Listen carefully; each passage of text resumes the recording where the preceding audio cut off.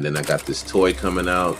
You know, people always say, toy? What kind of toy? Sex toy? I'm like, you freaky ass. I'm like, nah, it's just a toy, like literally a kid's toy, a collectible. What's up, fam? You tune into D and Doc with Thingz Of That Nature. And you know you owe it to yourself to tune in. Thingz of that nature. Thingz of that nature. DMP switch. Come on, tell us what you talking about. Tell me fix. It's DMP, baby. Thingz of that nature. DMP switch. Come on, tell us what you talking about. I don't wanna stop, and you know we guarantee to give you what we got. Right. I don't wanna stop, and you know we guarantee to give you what we got. Let's go. Left Coast Kings, and you owe it to yourself.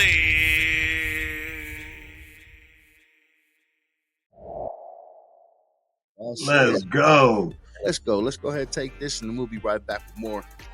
All in.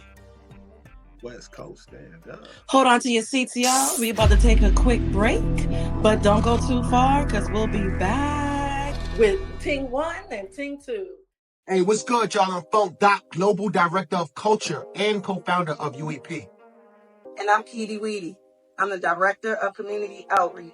And I'm Safita Artist Mills, President and co-founder of UEP, and we are the United Empowerment Party. Let's get it! Hey, yo, sis, tell them the pros and cons of descheduling and rescheduling. Descheduling and rescheduling are two completely separate things. Rescheduling to a Schedule 3, which has been proposed, would mean that all Schedule 3 drugs would be on the same level as cannabis, and it would have to be prescribed. Descheduling would mean completely legalizing cannabis because it would no longer be a Schedule 1 controlled substance, as well as decriminalizing cannabis, which could open up opportunities for interstate commerce. Do you know you need a prescription to get a Schedule 3 drug? That changes the dynamics of adult use market tremendously. Cannabis is not a drug. It's a medicine. And because cannabis is a medicine, we have to look at how this would change the adult use market in the industry. Bud tenders are not pharmacy technicians, and dispensary owners are not pharmacists. You find these two individuals in a pharmacy, which also requires a DEA license. This could be big trouble for the adult use market, and it could also mean that licenses would change in the state. In my bio, we have a petition. UEP have a bio. Read it, and if you decide you want to join the fight, please sign it. This is a petition to deschedule cannabis. We will also be rallying out there in Snohomish, Washington, August 10th to 11th for the Cantana Fest. You'll see all the information on my page. Free the green, baby! Free the green!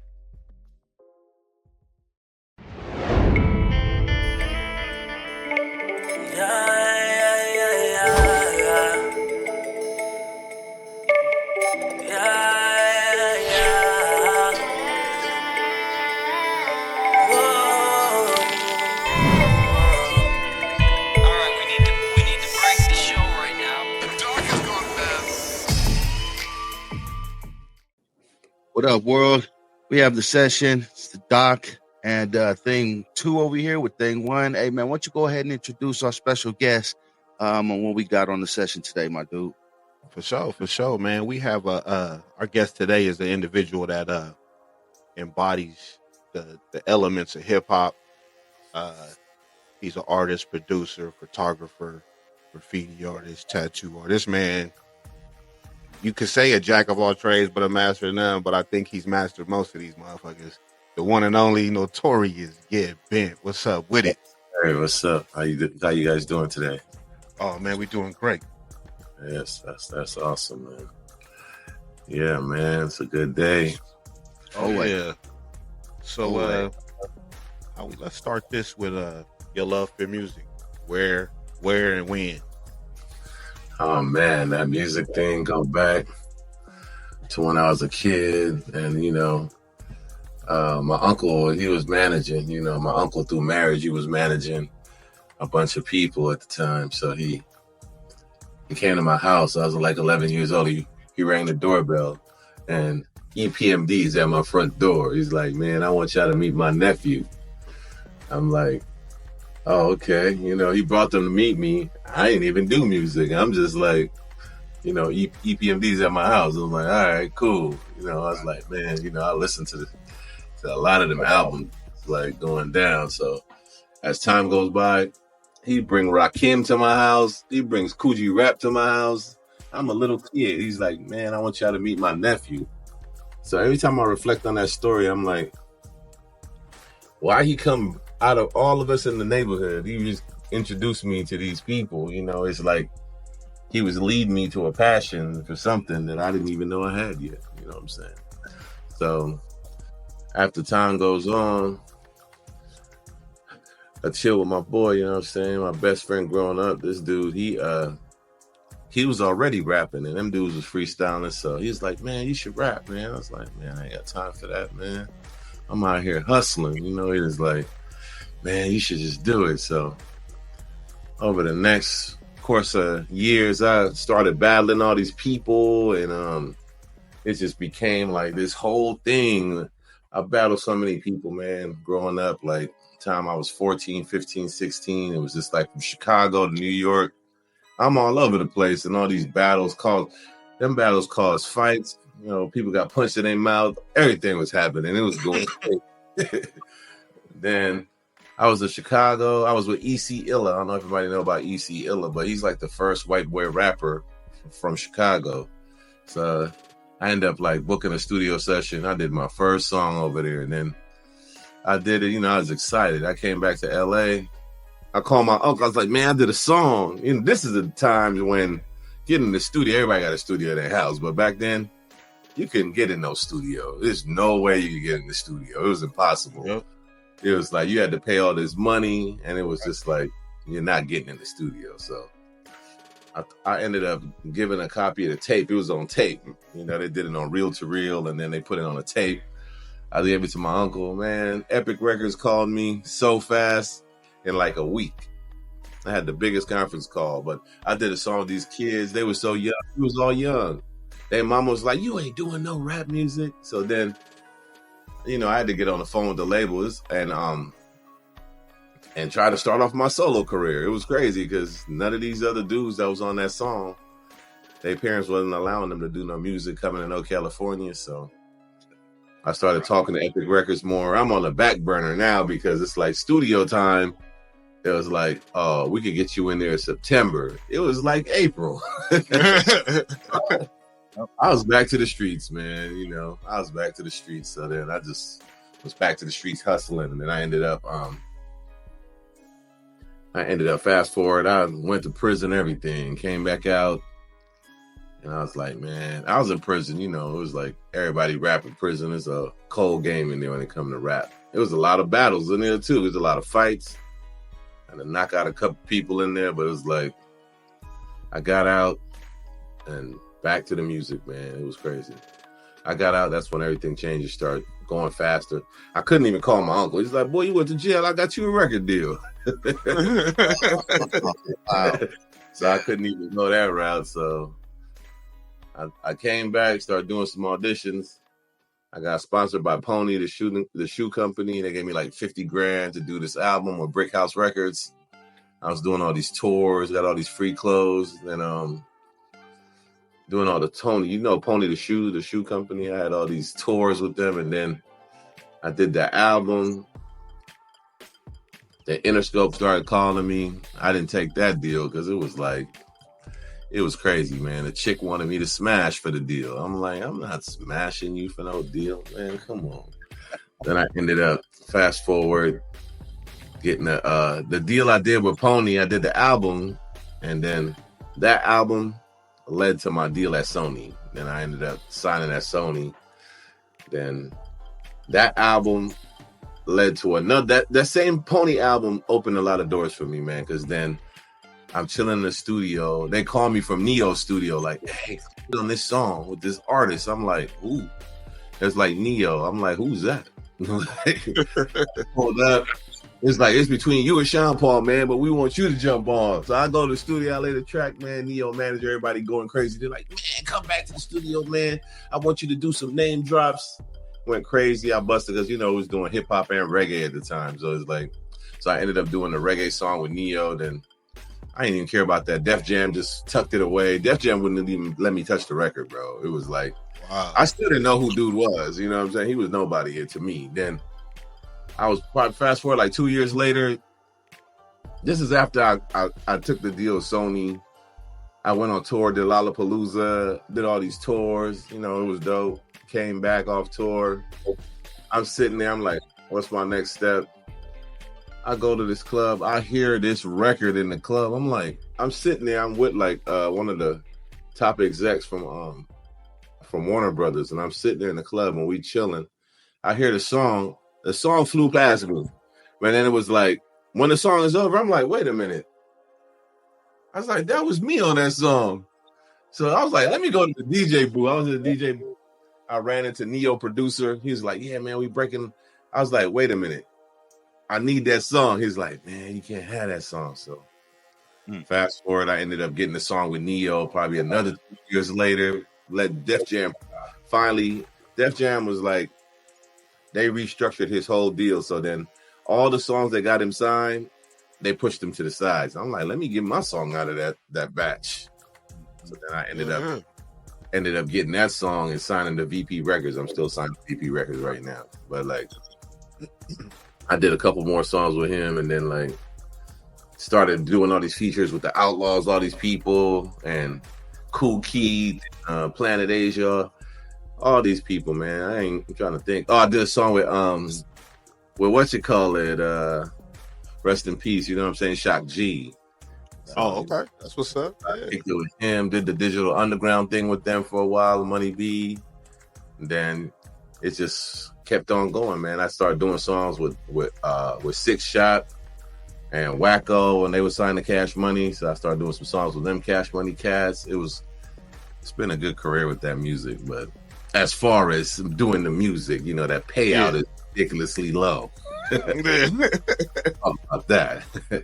Yeah. You get a few million streams, they send you $30. Ain't crazy. So it's like, you know, the money was good for like, I got another investor on the Neo deal. When I got the Neo deal, this Asian company gave me like $100,000.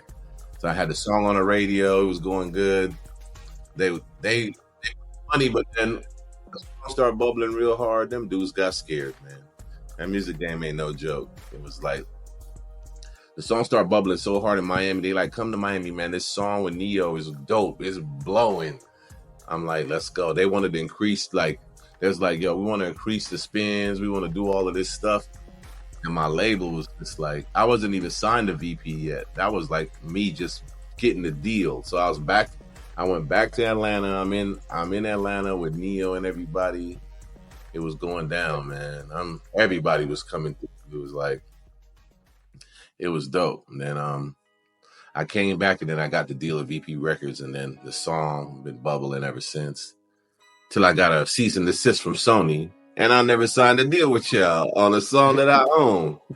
So I've been dealing with that lately, man. But that music, the passion. You this, the cease and desist that you're dealing with. You say you're currently going through that right now?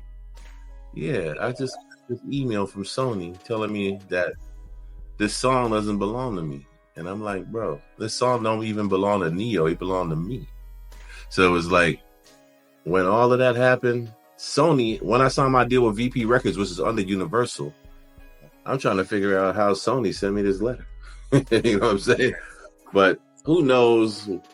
There's nothing in my contract that says that belongs to any of them people. So it's like, I took it to my lawyer. You know, it went good. I did the deal. The album came out. And it's still going. Like, the numbers on YouTube behind all them reggae songs on VP Records is all doing good, you know. And for the ones that's like pushed the most, you know, that Neo situation is always, you know, sketchy. I don't really try to market that because they tried to sign over there and label, and it was a big argument between the producers, everybody, you know, between me and the world. But it's like, it was just like, they wanted me to come over there. My boy's like, nah, I'm not taking you over there. Y'all don't need to be over there. It was just like, it was a lot of conflict on what label I should have went with back then. So it's just like, I took a lot of meetings though. And them spins, I was on the radio on the top 50. So it was like, them spins helped me a lot. So when I did take my meetings at Universal, it was based on the amount of record spins I had, you know, to make them even want to pick up the album. I still got a studio. I run a lot of sessions with a lot of people, man. Wu-Tang, Ajiana Alexis from BMF. I did a song with her. And, you know, she came to the studio a few times. Bunch of people, a lot of people, man. I can't even name who all done came to that studio and did a song. That's what's up. Stay busy. That's what it is. That's good. Yeah. Got to, man. Like you said, it's the hard work, you know, and it's always the passion. I mean, I can tell you got passion for it because you continuously do it, you know, especially with all the adversities that you got going on. If you were looking back and one thing that you wish that you had known before you got started that could have made things a little bit easier on your road, what would that be? Well, the number one thing that I ever thought about to really change the game from back then, it was like to understand the marketing, because marketing depends on how successful you want to be. It's like I always tell people, I'm as successful as I want to be, because the doors that opened for me, bro, one time, all right, a deal came up for me for like $1 million to $7 million, but it was a weird situation. I'm telling these dudes, we in Hollywood, I'm like, let's meet at this office. Nobody goes hang out at these people's mansions and shit. So finally, I bring the hood to the label. I was okay. I'm gonna introduce everybody, because they was like, we finna sign some other people, and then they were like, I didn't even sign the deal yet. I was just like, I met them on the set of a couple movies that I was just on set. People just was bringing me. My boy Brian Bellamy, rest in peace, was like this phenomenal bass player, and he was like he used to do those St. Ives commercials when you see the helicopter come down and zoom in on MC8, and he say St. Ives and then zoom back up. So he was like this dope director. So I met him. He heard one of my songs, man. It's crazy. One song would change your whole life. He heard a song. He's like, bro, I need to start hanging out with you. So he took me on all these sets. That's how I at this label. Man, fast forward, I took everybody from the hood. I never hung out in any of these mansions or anything with none of these execs. I just come to the office. You know what I'm saying? Like, how y'all doing? Deal with the music and the business, and kept it pushing. So I fast forward. Everybody's hanging out at these mansions now. People I introduce them to. Man, next thing you know, my deal went from $1 million, keep going up. They're giving me bigger offers. So I'm like, man, what y'all doing hanging out at these mansions? Bro? I'm talking on the phone like, bro, what y'all doing? Like, y'all tripping. Y'all doing things I don't do. I know these people way longer than y'all. Then, man, I'll tell you long story short, we had to pull up the mansion and pull out our guns. The police there, I got my gun out. Everybody got their gun out. And the police is right there. The whole label got some goons that showed up from Compton. They got their guns out. Man, they made all these gay advances to them dudes, and the whole deal got blown just because they wanted the nigga to give them some head. That was terrible, bro. So it was so it's like, I'm as famous as I want to be, man, because it's a lot of things I don't even want to talk about that people just don't understand. A lot of women that wanted to sleep with me for the deal. And I know dudes that has literally banged them out and to be famous, bro. People that y'all seen on TV that I literally got a text like he moved out.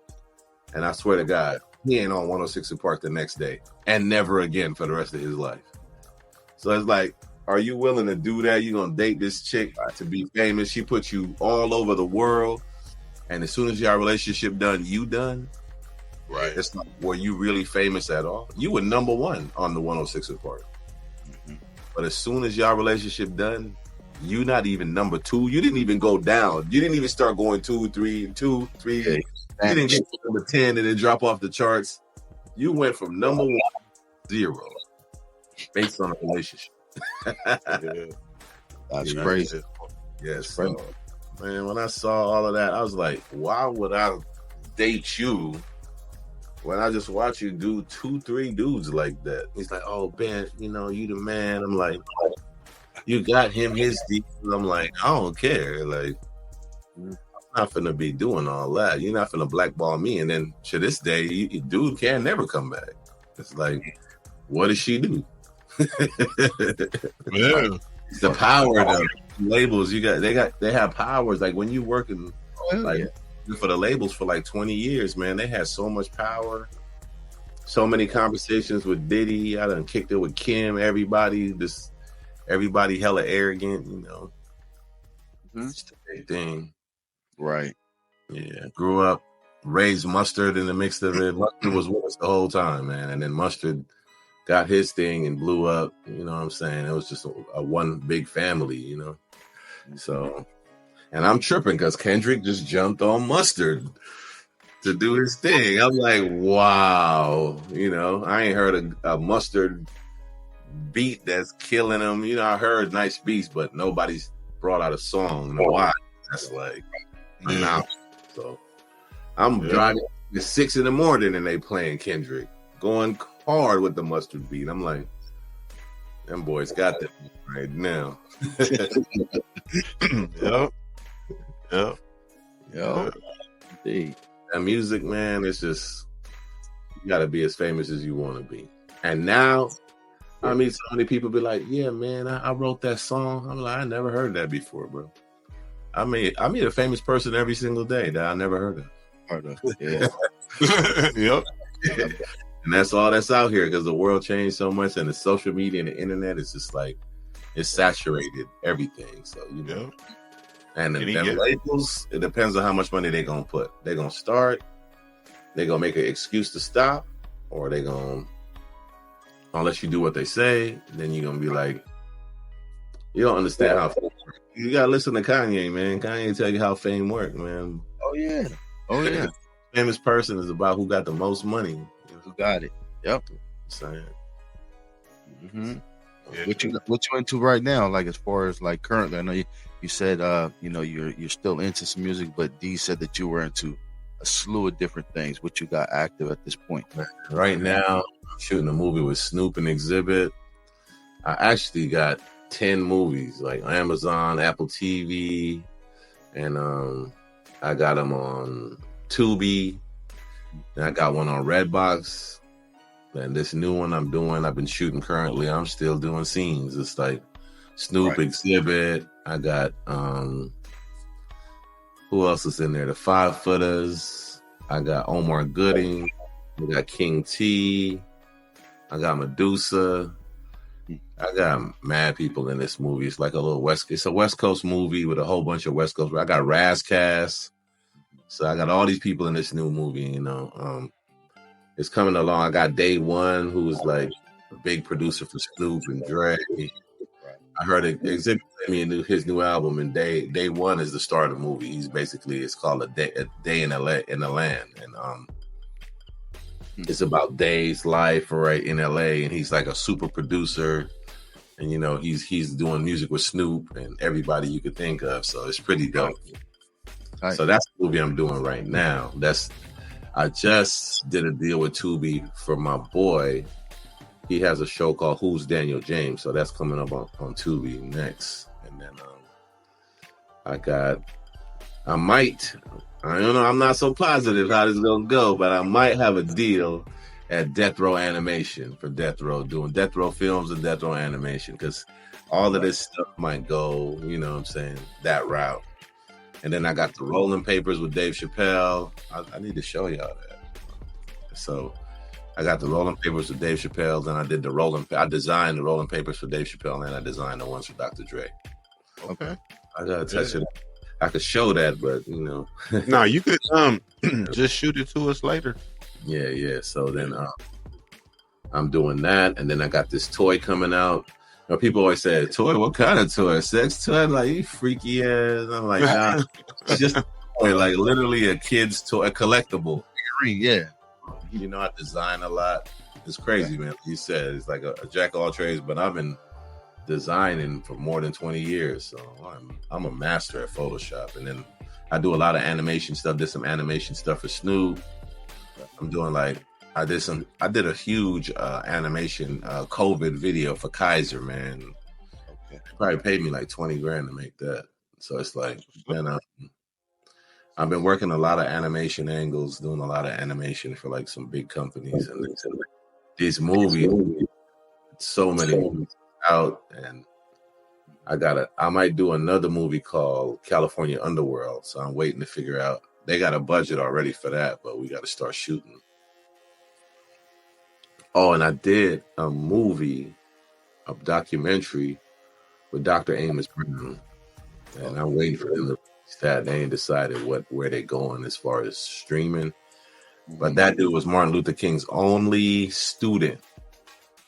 So that was a dope documentary. I went to San Francisco. They got a church in San Francisco. Church is like legendary. It's been around for hundreds of years. So I really like that movie because it was like, to hear that dude's story, that dude's a phenomenal person. You know what I'm saying? You know, the King only has one student, and that's, if he pick you as his student, Right. You know what I'm saying? Definitely. That's in the works. Okay. I got this book that I made, a sketchbook, so I've been pushing that a lot. I'm almost sold out of those. Barely any marketing. That's like a lot of stuff I let people buy word of mouth. If you know me, then you could get it. But I'm not gonna be on the street side like, hey, buy this CD. I don't even sell CDs. I never have, you know. So it's like things like that. It's like, if you get it, you get it. If you don't, you don't. And I just consider all of that making history, man. 100 years from now, somebody's gonna pick up that book and be like, oh, who's this guy that made this book? Exactly. So, Exactly. I gotta send y'all a copy of that book. I got Please do, man. Please do.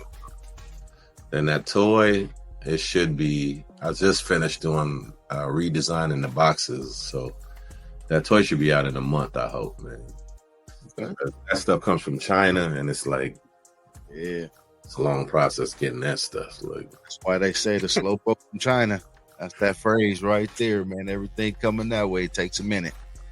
it's true. So I got the toy coming over the ocean, so it's gonna take a long time to get here. Yeah, that's right. That's probably all. That's in the works right now. That's new. Until I do this, I'm doing a graffiti book because, you know, I'm from Notorious, and these dudes been painting, piecing movies, and doing movie sets and painting for years. Like, we done painted so many celebrity houses. Like, okay, I done did music, but I don't even really be sharing that music with people because people stole my songs. You know what I'm saying? People, you know, I don't want to have to hit nobody in the mouth. So I just like, not that I wouldn't still to this day, because I don't appreciate nobody stealing my music, man. You know? I'm hearing Drake singing my song. He don't even know he's singing my song. Somebody else gave it to him. So it's like, it's because I was in Fort Lauderdale, right? I just got my song with Neo because, you know, Def Jam was holding it hostage. I just got it on CD. Got it in my email. I'm like, man, you know, we're in the car. Bunch of white girls is like, oh my God. So my boy, he was driving. That was his friends. I'm like, all right. So I left the CD in the deck. And I get a FaceTime call from the strip club in Miami. These girls was in this club dancing to the CD. It was a slow night in that club. It was like, I'm seeing certain celebrities in there. I'm like, yo, why you take that CD out the car? I was like, yo, make sure you bring that CD. Boy, I never got that CD back. This is a whole CD with at least 15 songs. Damn. I'll turn around. I'm hearing Ace Hood singing shit. I'm hearing shit. All of it trickled back down to Cali. I'm like, yo, did this dude steal my CD? So it's like, he's in there. A bunch of people's in that club in Miami. Then I hear Drake come out with my single. I promise you, the dude that signed Neo calls me on the phone. I'm in Atlanta with Neo and them. It was like, don't get mad, bro. Don't get mad. I'm like, get mad over what? It's like, you got to play this song in the record pool. The songs hit the record pool before they come. I hear Drake singing my song. I'm like, how the hell this dude get my song, bro? This dude is doing my exact cadence and it ends the song with the same last line. So the whole time I'm like trying to figure out how did they get this song till I remember that CD that got taken in Fort Lauderdale. I never got it back. They couldn't touch the songs with Neo, but they could touch songs where it's just me by myself. They're like, oh, he ain't gonna know. So then I chopped it up because I'm in the studio with Neo and them. They like, man, fuck that song, bro. You write a hit every day, bro. He's like, you, out of all the people I know, ain't nobody gonna write more hits than you.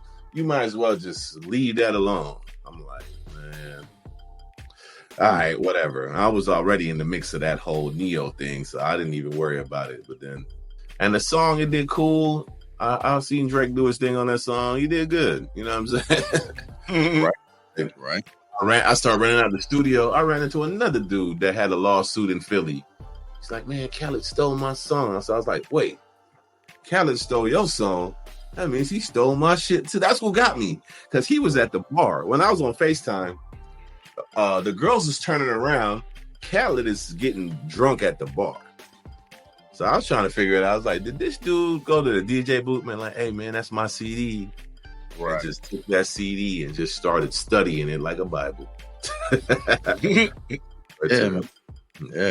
That's big in this. I know they had some producers come out recently saying that, you know, that they were told by their label heads that were submitting music by different upcoming artists. They like something, they would just tell them to go ahead and recreate it just right off the bat. He was like, yeah, we were told to do this constantly. Like this, they didn't care about them because they were just up and coming, looking and shopping, you know, demos or whatever.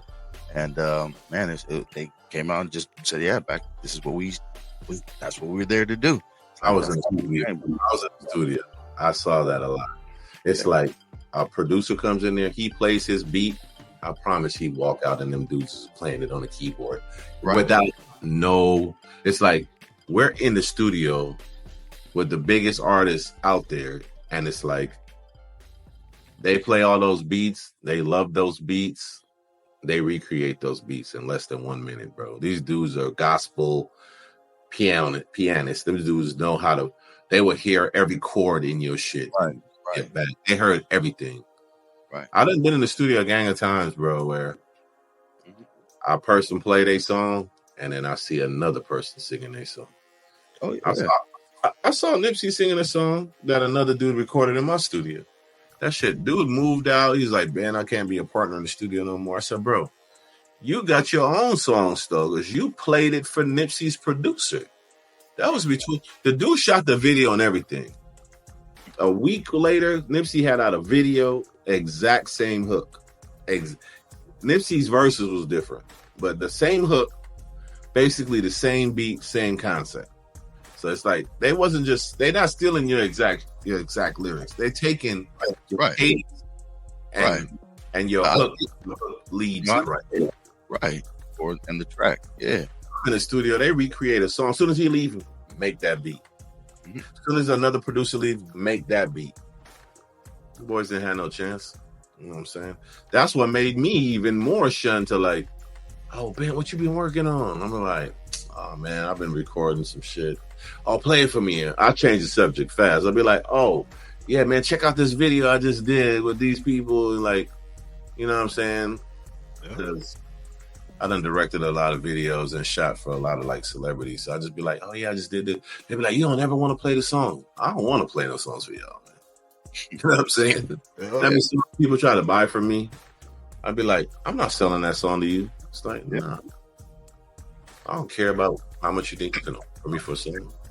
And I never more than 20 grand. It's like, how much you finna make? Right. That part. Exactly. Yeah. Crazy, bro. I don't think that with their ass. That music shit is the worst because they're stealing the songs and the labels is giving you not even 1 penny. Right. And you know they had a whole thing where they went to court to increase the payout. Fix it, yeah. And then you know the artist won, and then Amazon, you know, took it back to court. So now it's like continuations, and nobody had yet. And that was 2018 when they lost. Look what year it is now. So how much money they spending in continuation? Probably $10 million, just so Amazon don't have to pay you. Just so nobody has to pay these artists. Yeah, that's imagine. I remember when I was on taking my deal at Sony. That dude spent $100 grand in the studio, man. I wrote that album. I probably wrote that whole album in 12 minutes. I'm not gonna lie. Freestyle, just writing it. I wrote to all them beats. Them beats were shitty. I still came up with some dope concepts. The amount of money they spent on them videos, everything, and then after that shit, right now to this point, if I tried to share that video, Sony literally blocks it and says this content does not belong to you.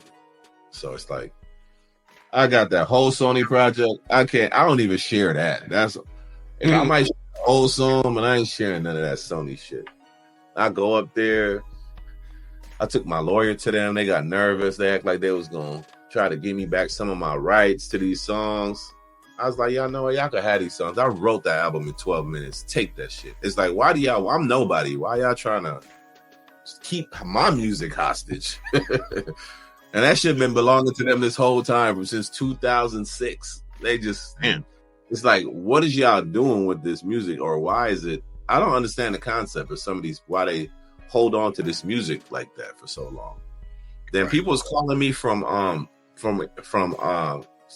when they went to Iran. They, the military opened up all these stores and stuff overseas. It's like, man, I see your CD over here and what is this? Sammy's Music, or remember all those old music stores, FYE and all that? Yeah. Sammy's, all of them. People will call me from Iraq with my CD in their hand. And I did a national deal, not an international. So I turn around, people selling my CD in all these countries. I started getting like some emails of some of my plays and where my songs were being played. I had so many spins in Africa. I'm like, this CD not even supposed to be out in Africa. So it was just, they was just taking it and doing whatever they want, man. You never know what them labels. Right. Yeah, them labels, man. Hey, Q-Tip said it a long time ago. Record industry is shady. Yeah. Yeah, man. Stories, man. That's the sad part about it. And there's so many people that still want to get into it for the fame aspect and will be willing to sell songs, do the stuff that most people aren't going to do. But like you said, the fame comes as much as you want it to be, because those opportunities come your way. You can be like, no, I'm not with that.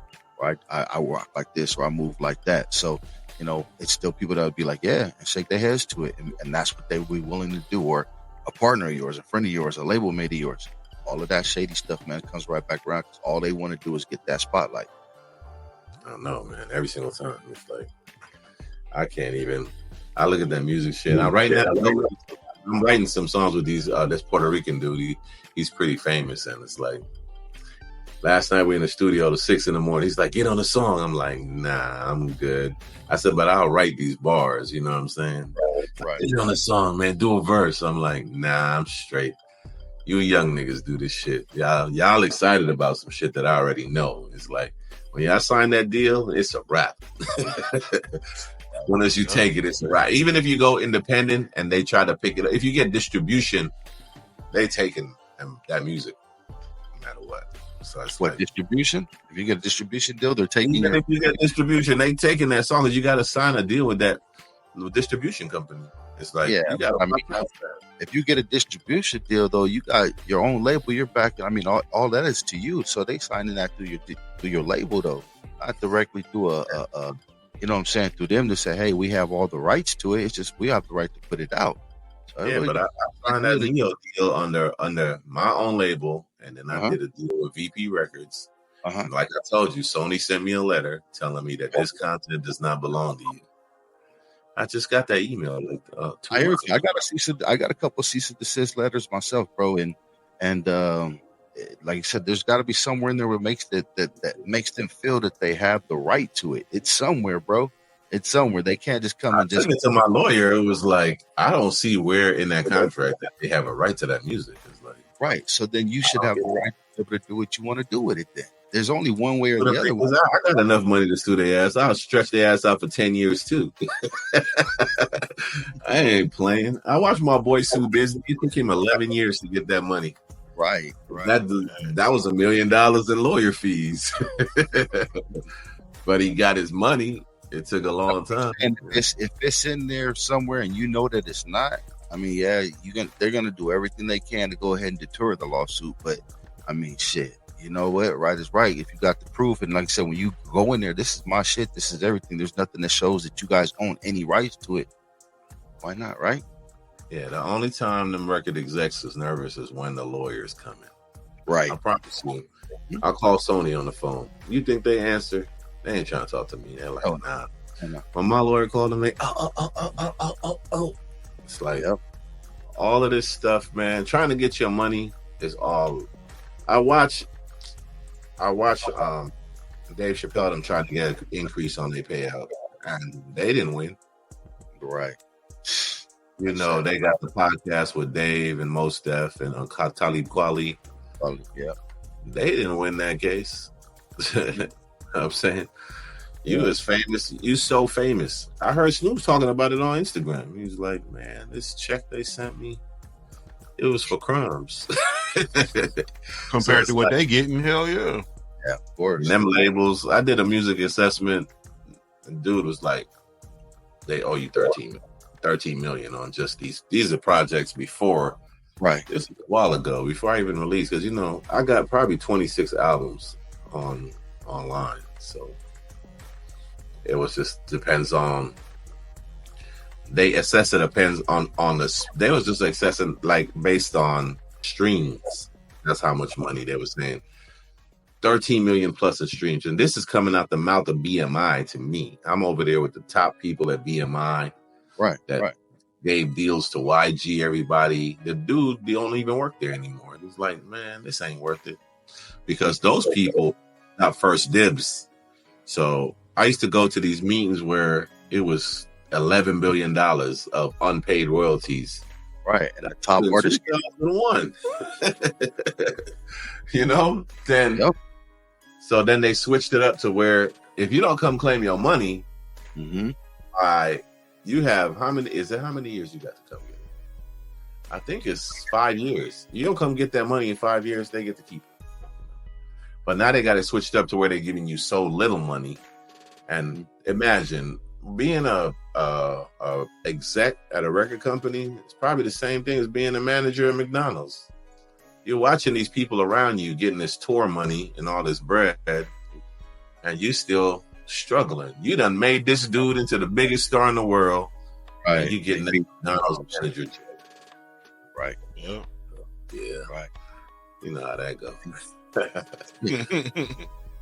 Yep, that's the whole part. The whole part of this is to try to let more people know about this industry, man. Because, like I said, you sit with new artists on the couch in the studio and just discuss projects or what's going to move forward, and they only see it one way, man. They see whatever the bright lights and what's coming across the TV screens. They don't care about nothing else. They don't hear about the rights to songs and like you say, you know what? They go out there do this and you fighting a release. Keeping and holding you. They don't hear about that. They're numb to that. They just see like, oh, okay, yeah, I got a hit. I want you to hear this hit I got. It's like, yeah, man, but what are you doing with it? Is it going to be protected or what else you got going with it? It's just like, nah, man, I just want to put this out and get this hit going. All right, bro. And then next thing you know what I'm saying? They're sitting back and either they made it and now they're a robot because they got to do whatever the label says, or they're complaining because somebody took their shit and they don't know what to do with it. And you know what I'm saying? They're on to the next thing. So it's a lot that goes with this music, man, and I'm glad you're able to share your stories and the people that come on the session to go ahead and give some of that light, man, because it's a whole lot. There's a lot that goes with it. Yeah, it definitely is, man. I met this one kid, man. He's like, man, I had the biggest song on the radio. This dude showed me everything he had. He was sleeping on my homegirl couch. Mm-hmm.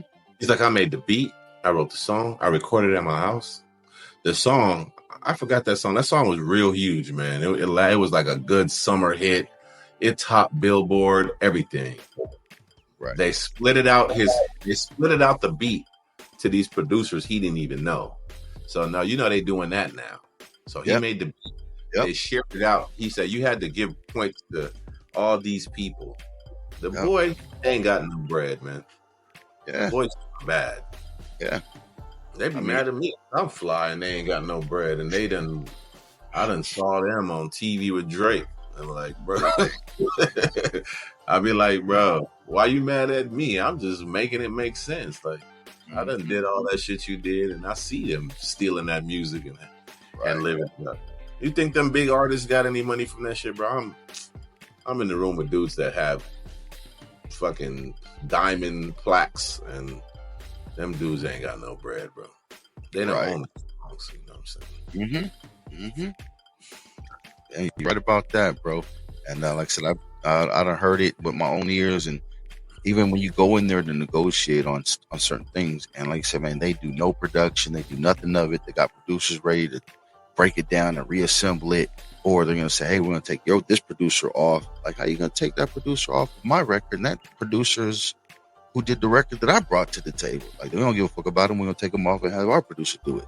And it's just like these dealings that, like explained to people, it's like you have to really understand. Once again, if you're willing to say yes or no to it, is how far you're gonna get with your fame. So you can't always look at somebody's status of what they weren't able to accomplish, because it's like, nah, what were they able to stand for and on what principle? And sometimes that closes doors. Mm-hmm. Yeah, it's definitely like that. It ain't gonna change no time soon. Nah. When I see my kids doing music, I just be like, I don't even bust their bubble. I just let them do it, man. Right. What's up? The way how they feel about it, the way how they feel about the song, I'm like, go for it. Mm-hmm. You ever want to push it? I'll push it for you. I'll make it make more sense than it did for a lot of people. Even for me, my labels that I signed to, they never knew what they were doing.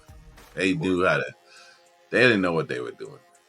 It was only like, okay, the deal at Sony, they know what they're doing, but they only care to a certain point because there's so many people out there, you know. And then it's like, I'll see that video on BT late night, and then it just be like sporadic. The budget was just so sporadic, and then we're like, okay, then, man, one time we went in that label, we was ready to fuck them up. They wrote me a check for 10 grand.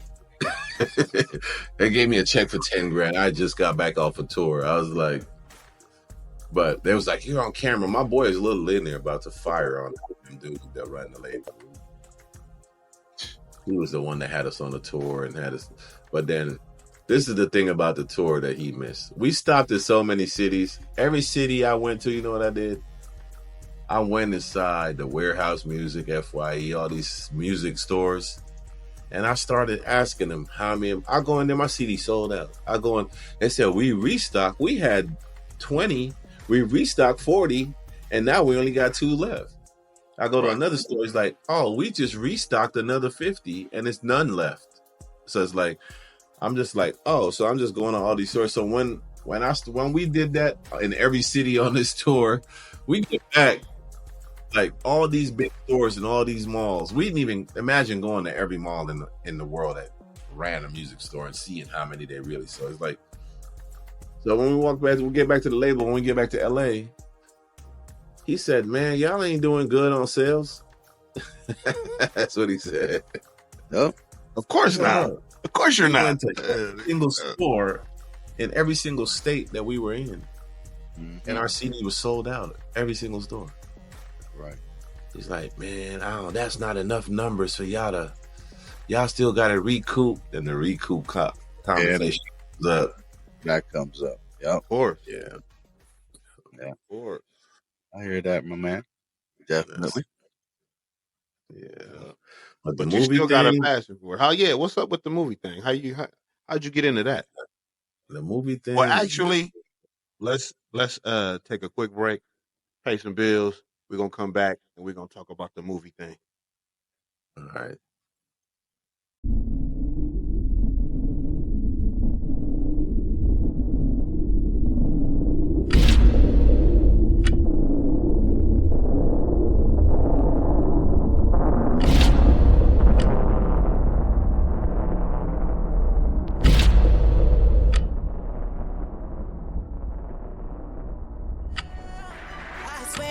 Wait for it. Doing songs with Dead Prez led to this Dave Chappelle paper. Dave Chappelle the so much pussy. This the Luminary is this is Luminary. It's the show that Mos Def and Talib Kweli them do, and then the Chappelle logo. And they show there's a podcast called A Midnight Miracle, and then I did it as like a record. So I got the record needle, and then it got the 3 mics right there for the podcast, and then it got the tips in there, and it's some stickers in these things that say, oh, this one got the needle in there, so that's pretty dope. Every single pack has like a different sticker in the back. and then it folds into a record case. See, it has a handle like a record. Remember them old record players that fold? Got the I gotta send you out some of these. And then working with Day One led to Dr. Dre. So it's like Dr. Dre. Yeah. Got the papers, tips. Yeah. And then they got the low rider in the front. They got Dre in the by the board right here. So, yeah, that other. Then you got the low riders as the control knobs on the board right there, the palm trees. Yeah, I got my signature. My signature is right here on this side. But they let me get a signature on there. Like I always watch the Stepping Stones, man. It's like one CD led to this whole thing back in the day with the music, and then the art. Everything speaks for itself, man. It's like you could do one thing that'll lead to another thing, another thing, another thing. So it's like I just been watching that, how it is, like stuff presented in front of your face. When people see that I design these things, they be like, "What? Right. They picked you to do that?" It's like people be impressed. I literally draw every day, bro, and get paid. I don't even have to do nothing. I just sit around and draw all these things, and then people just send my money. Ain't nothing wrong with that. Ain't nothing wrong with that. So how'd that passion for art come about? Like, man, it's from my family. It's for my family, you know. I'm a Smith, and you ain't gonna meet too many Smiths that can't pick up a pencil and draw you something. Like, I always look at my DNA, man. It's like I look at my DNA. Everybody in my family's so good at math, it's ridiculous. They all mathematician DNA. Then I watch my little nieces and nephews. These kids could draw. I was drawing since I was 6 years old. I remember the day. I don't have much memories of my childhood, but I remember picking up this pencil and drawing not a stick figure, but a real person. Like, hold on, let me draw this real person. Man, and that drawing, I just watched that drawing. I had backed up off of it because when I was in prison, I had to draw to get money. Like, I'm drawing. I don't even smoke cigarettes. I'm drawing. I'm getting paid with cigarettes. You know, they pay you with cigarettes in prison. So I'm drawing every day. When I turn around, man, I got so many boxes of cigarettes. I'm buying weed with cigarettes. I'm buying real drink with cigarettes. I'm buying everything you could think of. Dude come from the kitchen with some chicken. We about to cook some chicken. Like, hold on, bro. I got these 2 packs of cigarettes. Let me get one of them breasts over there. He walk in the kitchen. He got a little juice trying to get the food back. We doing the cookout in them damn prisons with them. The cigarettes was like I was the man in before they banned cigarettes. But it was like that drawing. So then when I got out of prison, I didn't want to draw not one thing. I was like, I'm not drawing anything. I spent my whole bit. I did 3 years of drawing in there, man. They let me get a big sketch pad in there. So then I started doing portraits. I'm charging them dudes crazy. They sending portraits home to their kids, their grandkids, their wives. I was in there. The art was just like, I stopped drawing. I started doing more Photoshop and stuff. I stopped drawing like physical drawings for a few years. And then probably like 10 years ago, I'm like, man, let me start doing some of these sketches, and went back to that. And now with technology, I'm drawing on that iPad more than anything, you know? Mm-hmm. All this stuff is drawn on an iPad. I'm like, I'm comfortable to where I could just sit back and draw something out great in like less than an hour. Like, even with the animation, I used to animate stuff. My first animated video I did, that probably took like 8 months. When you're drawing by yourself, these animations be having 30 people plus doing this work together. When you one person, be charging these dudes so much, is they be like, do you think I got Disney behind me drawing this shit? This is me by myself, bro. Right. Frame. Ain't you ain't having no team meeting with 30 people in the room talking about, okay, today we working on. Yeah, so then I'm drawing by myself. That shit takes a long time. Then, you know, in the hood, they don't want to pay for that. They're like, oh man. I said, bro, if I got to do you a cartoon video, I'm gonna charge you like $6 They like, oh man. I said, bro, they do it on Fiverr for $50. A dude to do your cartoon on Fiverr for $50 right now. Go call them. Go on Fiverr, you get your shit nice. I'd be like, oh, okay. Anybody who don't want to pay me, I send them to Fiverr, bro. Go. I should be working for Fiverr. I like, go. Right. Because what you want, I'm not gonna give you, even based on my reputation. After I shot videos, I seen them on Lifetime, Oxygen, on the Rap Game, the TV show with Jermaine Dupri, stuff that I've done. I'm not doing your video for $100 or even barely $500, not unless I know you. I'm not shooting your video. My name alone would not let me work with you. One time, this dude was like, "Man, I need you to do my video." I was like, "Cool." I pull up. We in the alley. I was like, so this is the set. He's like, "Yeah, I'm just gonna rap over here by this dumpster." I said, "Bro, take your money back, bro. I'm not shooting no video you rapping by no dumpster in no alley, bro. Everything with my name on there gotta be certified. You need cars, mansions, girls. You ain't got no girls, no nothing. You rapping about you the man, bro. You're not putting my name on you rapping in this alley next to this dumpster." He's like, he wanted to fight me. I said, "Bro, you don't want to fight me. Just take your money back. I don't put my name on nothing that ain't certified, bro." It's like, you're not gonna get me shooting a video of you next to some homeless people talking about, "I'm rich." Right, so it's not, people always get mad at me because over the years I passed on writing so many people like I'm not showing up. Then they mad at me. I don't want to hang out at Jamie Foxx's house. I'm not doing any of that stuff. It's like, because I already know these things is happening at some of these places, and it's like I'm not a part of that. It's like, right. I could barely go on set, bro. I'm telling you, because I'm a person, the way I carry myself, I'm pulling up and they think I'm average. I'm pulling up in a car that costs more than $150,000. I'm coming up in here. I'm fresh as hell. I got on Rolex, everything. And then they get mad because they like, oh, this dude has all this money. He's shooting a video. Okay, that's what I want to do. I don't have to do it. This is what I do. I love my passion of doing things. I barely do videos because it's just like they got dudes out here shooting videos for $150. Like Quavo and them got videos for free. I see YG get free videos all the time. Anybody who just want to say, "Man, I shot videos for YG. Man, I shot videos for Quavo," and be like, oh, "Okay, cool." I know you didn't get paid. You did it just to get the. It's like, you need Quavo come to me want a video, you gotta pay. It ain't going down. Like, what? You're not getting nothing from me.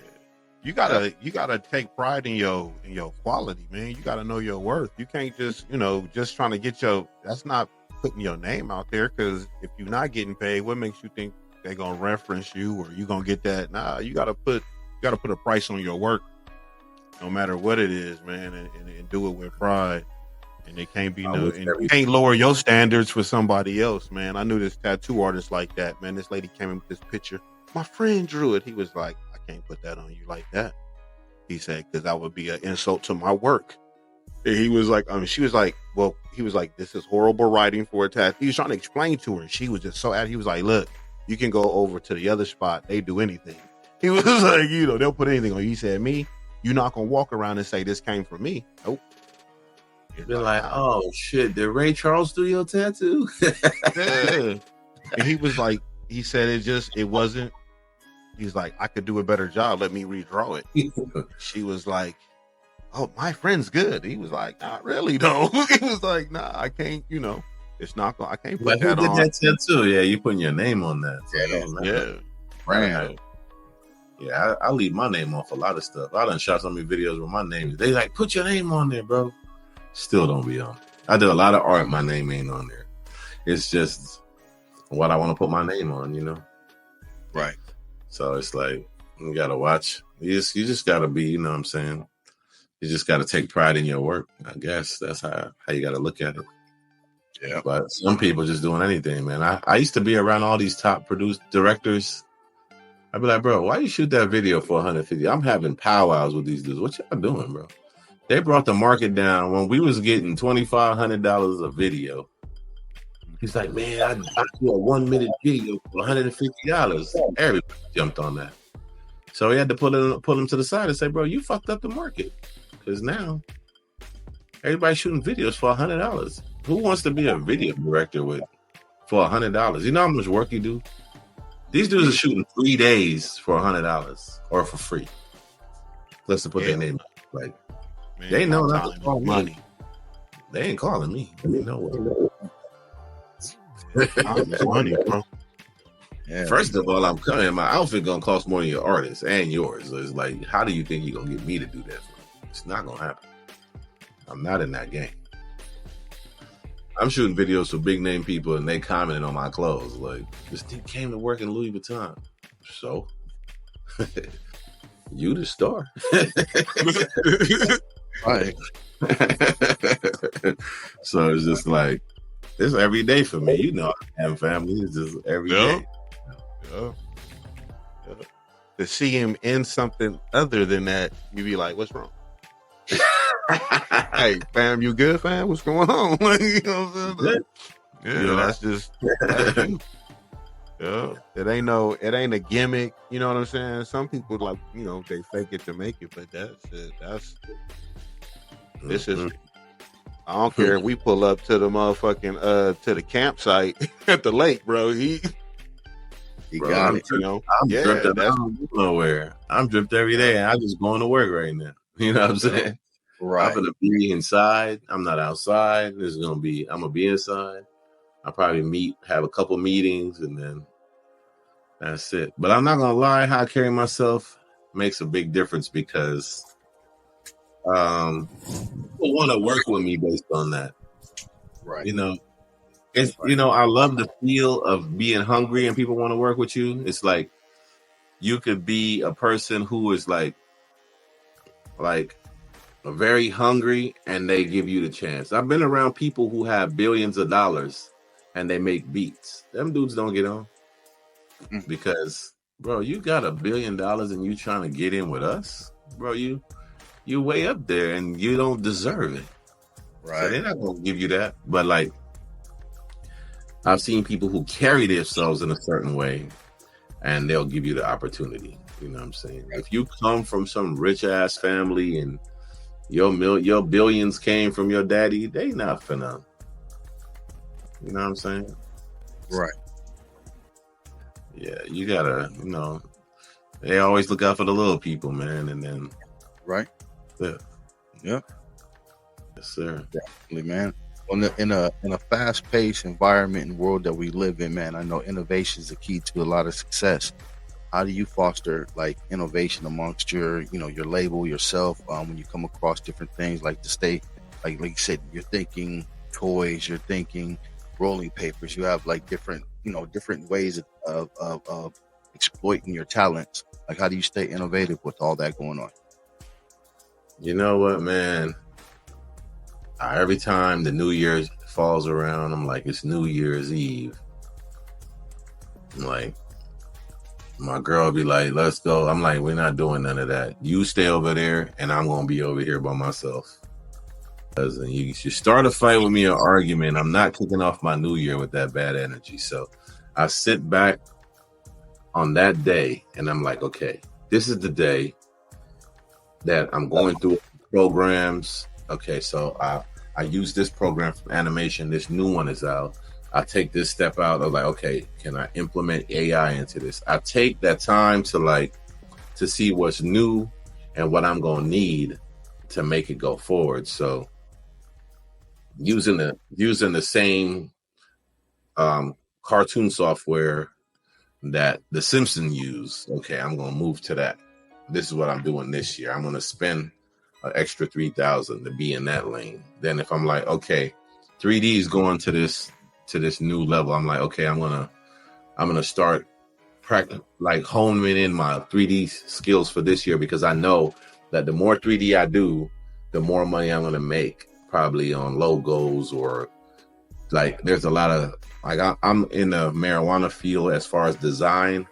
I design for so many shops in the East Coast and like even LA. I painted murals in so many shops in LA. So it's like every year to try to be innovative, I'll just be like, okay, what do I need? Okay, I got these cameras. I got all this camera charge $20,000 plus and more than that in camera equipment. And it's like, okay, this year I'm going to add this to it. Or they coming out with this new drone that avoids everything that's like I can do to step up my business. Like they're bringing out that new iPad that's like 15 inches. I'm like, okay, that I'm going to move from the iPad Pro that's 12 inches to the 15 inch because I know it's a bigger screen and I'm able to move around more with the space, the room that it gives. So it's like, I just try to stay a step ahead of everything. You know what I'm saying? Because that's the only way. So like people understand, like I got students that I actually teach Photoshop, like people that call me on the phone and I walk them through so much things because I've been doing Photoshop for like 20 something years. So it's like, I could walk you through things in Photoshop you never even seen before. You'd be like, wow. Right. And all these other programs like After Effects, like doing animation on After Effects. I'm like, the way how you learn how to keyframe and make it move is like, you got to stay a step ahead in all this stuff, man, because, you can't get left behind. And you know how many people I work with that cannot transform from paper to digital? Right. So these people are not making the money they would make because you're going to draw him the logo on a piece of paper, but then he's like, well, I need it on the computer. Yeah. Like, oh, Yeah, man. You limit yourself when you choose not to grow. But man, this been a dope conversation. We're gonna have to have you back again to finish. You know what I'm saying? Do a part 2 to this or something. You feel me? Yeah, man. But man, fam, it was good seeing your face, man. Yeah, I remember what was the last function I seen you at? I don't remember. It's been a minute. It was at Ion's birthday, I think is the last time. Yeah. Oh, yeah. That's because old boy was hating on the camera you had. Oh, yeah. Remember? Because dude was hating. The whole thing was $13,000 sitting in my hand for fun. It was like, come on. Yeah, dude was like, oh, that's overkill. He was like, don't hate, bro. Don't hate. Yeah. Don't you think that lens is overkill? He was like, nah, I don't. Dude was mad. Yeah. The money I made, I done made so much money off that. I got a B camera now. I don't even let that camera go outside because it costs so much money. It's like, I heard that. To be doing that. No, I'm not even shooting. I'm shooting the Snoop camera, the Snoop movie with a different 4K camera, 6K camera, and then I still got another camera at the house where I'm not even. And they shooting right now, and I'm not there. It's like, I'm over here with y'all. I heard that. Well, I'm over here going through the matrix. My shit glitching. But we're gonna wrap this. We're gonna wrap this up. Okay. Yeah. I'm out here in the woods, so Sasquatch and the pterodactyls is tripping. Yeah, man. I'm just telling you, just sit out there like shit, bro.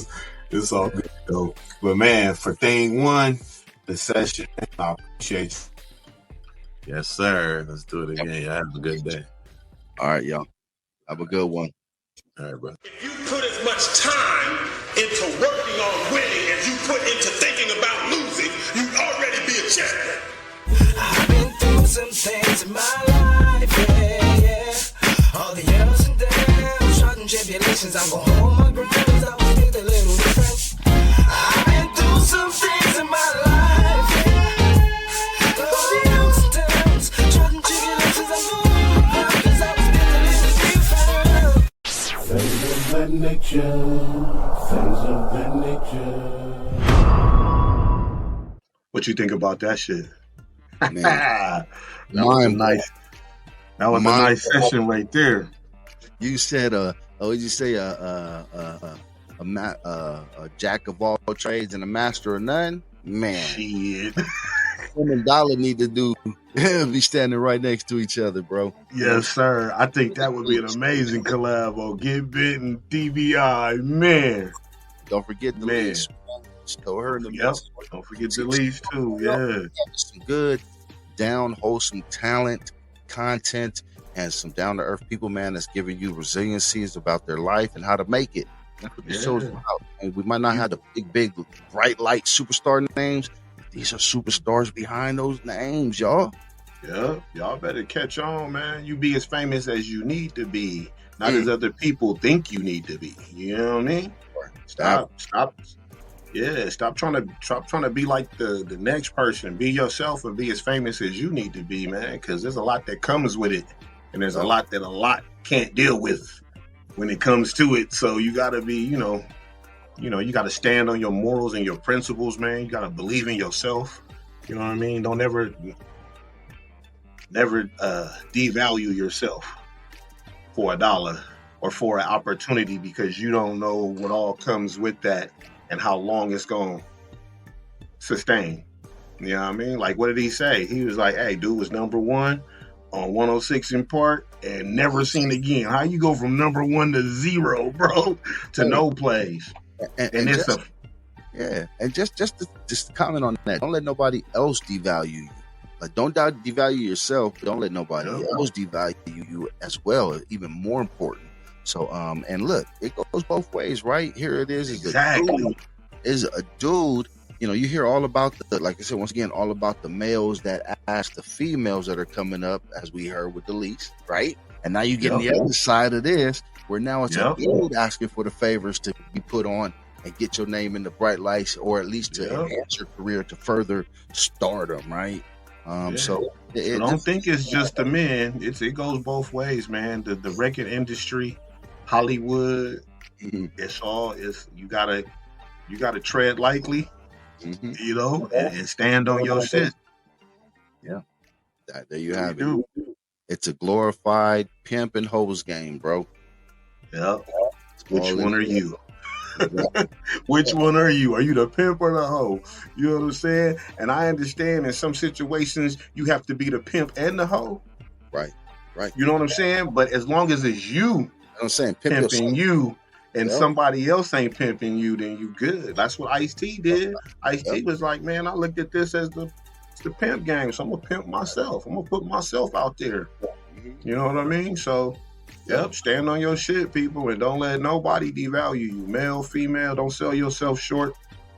You know what I'm saying? Stop taking them quick shortcuts to limited success, because it ain't longevity when you taking them, cutting them corners, and soon as the relationship go bad, they mad and you fall off the planet.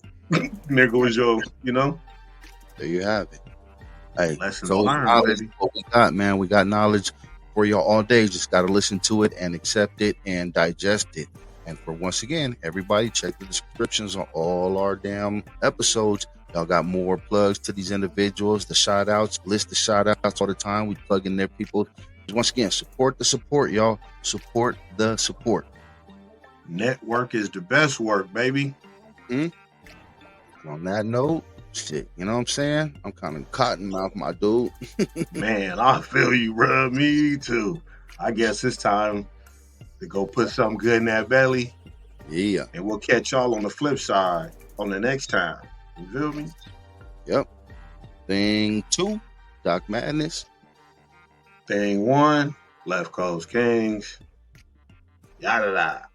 West. Oh, tune in to Things of That Nature. You owe it to yourself to get a glimpse of this real life reality. It's your boy, Notorious Bent, a.k.a. Get Bent. Tune in. Stay tuned for more hot content.